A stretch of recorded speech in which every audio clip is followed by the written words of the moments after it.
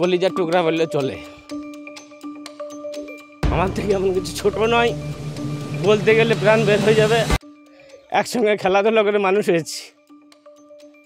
খুব মনে পড়ে যখন আমরা 8 বছর 9 বছর বয়স একসঙ্গে ফুটবল খেলতাম, সেই সময় থেকে ও যদি কারোর পায়ে লাগতো, হাতে লাগতো, ও নিজের ভাই মনে করে সঙ্গে সঙ্গে কলকে নিয়ে তার ট্রিটমেন্টের ব্যবস্থা নিত। ভোটের আগের দিন রাতে কেতুক গ্রামের চেচুড়ি গ্রামে বোমা মেরে নৃশংসভাবে খুন হলো এক ব্যক্তি। আমরা শুরু থেকে এই খবরের দিকে নজর রেখেছিলাম, তার কিছু নতুন তথ্য আমাদের কাছে উঠে এসেছে, তা আপনাদের জানিয়ে রাখি। রবিবার রাতে তাকে ধারালো অস্ত্র দিয়ে কোপানো হয়েছে, একজন জখমও হয়েছেন। পুলিশ জানিয়েছেন মৃতের নাম মিন্টু শেখ, বয়স 45 বছর। তৃণমূলের দাবি তিনি একজন দলের ভালো কর্মী ছিলেন। শুধু তাই নয়, তিনি একজন সমাজ সেবকও ছিলেন। গ্রামের কোনো মানুষ বিপদে পড়লে সবার আগে তিনিই ওই পরিবারের পাশে গিয়ে দাঁড়াতেন। স্থানীয় সূত্রে জানা গিয়েছে, এদিন মিন্টু শেখ ও তার এক সঙ্গীকে নিয়ে বাইকে চড়ে বাড়ি ফিরছিলেন। অভিযোগ, সেই সময় কয়েকজন দুষ্কৃতী তার বাইক আটকায়। তিনি বাইক থামাতেই তার শরীরে ধারালো অস্ত্র দিয়ে কোপানো হয়। এরপরই দুষ্কৃতীরা বোমা মেরে খুন করে তাকে। এরপর এলাকার বাসিন্দারা ছুটে আসেন ঘটনাস্থলে। কেতুগ্রাম থানার আইসি সহ বিশাল পুলিশ বাহিনী পৌঁছায়।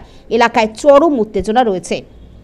মঙ্গলবার বিকেলে বিধায়ক শেখ শাহনওয়াজ চেচুড়ি গ্রামে মিন্টু শেখের বাড়িতে গিয়ে ওই পরিবারের পাশে থাকার প্রতিশ্রুতি দেন এবং পুরো ঘটনা খতিয়ে দেখে দুষ্কৃতীদের কঠিন শাস্তির দাবি জানিয়েছেন তিনি।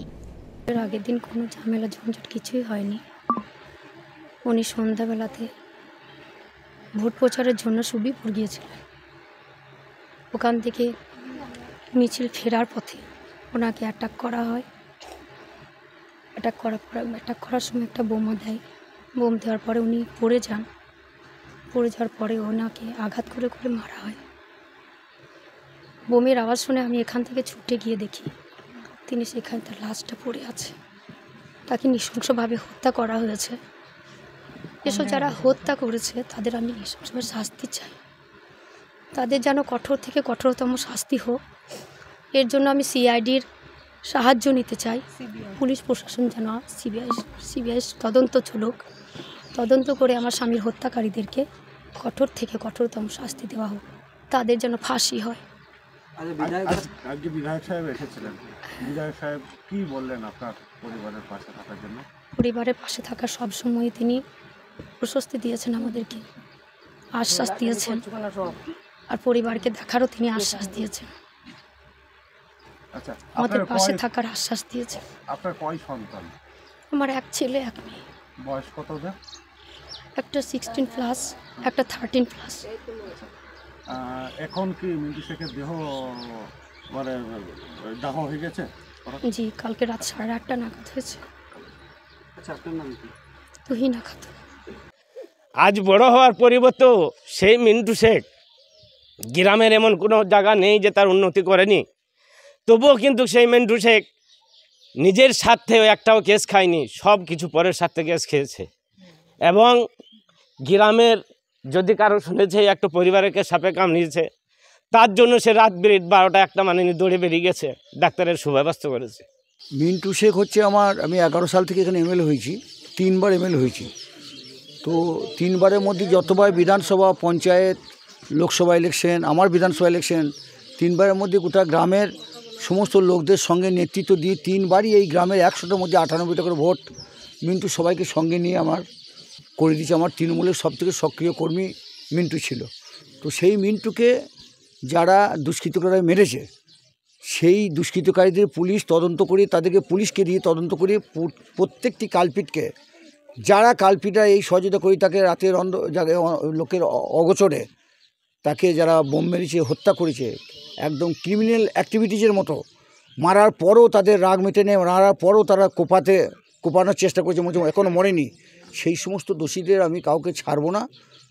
আমার দলের তরফ থেকে এবং পুলিশ প্রশাসনের তরফ থেকে পুলিশ তদন্ত করে তাদের প্রত্যেককে একটা একটা করে অ্যারেস্ট করবে, বিহিত ব্যবস্থা গ্রহণ করবে এবং সঠিক তদন্ত করে তারা যাতে শাস্তি পায় সেটা করব। এবং এই যে পরিবারটাকে তারা ধ্বংস করে দেওয়ার চেষ্টা করেছে, পরিবারটাকে শেষ করে দেওয়ার চেষ্টা করেছে, তার দুটো নাবালিকা ছেলে মেয়ে আছে, আর তাদের পরিবার থেকে এতিম করে দিয়েছে তাদের ছেলে মেয়েদেরকে, তাদের পাশে থাকার প্রতিশ্রুতি দিলাম। আমি শুধু চেচুড়ি গ্রামের নয়, আমি এলাকার বিধায়ক হিসাবে সমস্ত এলাকার ব্লক সভাপতি আমার সঙ্গে, তরুণ মুখার্জি আমার সঙ্গে ব্লক সভাপতি রয়েছে, আমি এখানে ওদের পাশে থাকার যতটুকু ওদেরকে সহযোগিতা করার আমার দলের তরফ থেকে এবং আমরা পার্টির তরফ থেকে আমরা করব।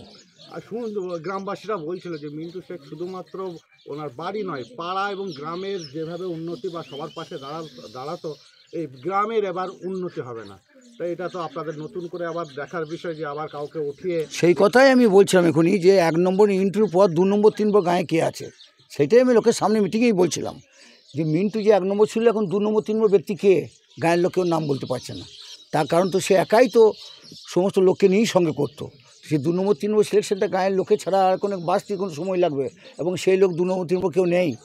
সেই লোকটা ওই গ্রামের লোক দিকে যতক্ষণ বেশি না দেওয়া পর্যন্ত ওই ছিল গ্রামের যা ভালো মন্দ থেকে আরম্ভ করি, রাস্তা থেকে ঘাট থেকে সমস্ত লোকের একটা ভাতা থেকে আরম্ভ করি, যে কোনো জিনিসের মেলা থেকে অনুষ্ঠান থেকে যাবতীয় সাংস্কৃতিক অনুষ্ঠান থেকে সব লোককে নিয়ে যা করার মিন্টুই করতো। সেই জন্য 2 নম্বর 3 নম্বর লোক খুঁজে পাওয়া বা তার অল্টারনেট এই মুহূর্তে খুঁজে পাওয়া আমাদের কাছে খুব দুষ্কর। ওনার স্ত্রীকে কি বললেন আপনি? ওনার স্ত্রীকে বললাম, আমরা ওনার স্ত্রীকে তো আমাকে সান্ত্বনা দেওয়ার ভাষা কিছু নেই, ওই স্ত্রী একজন শিক্ষিতও বটে।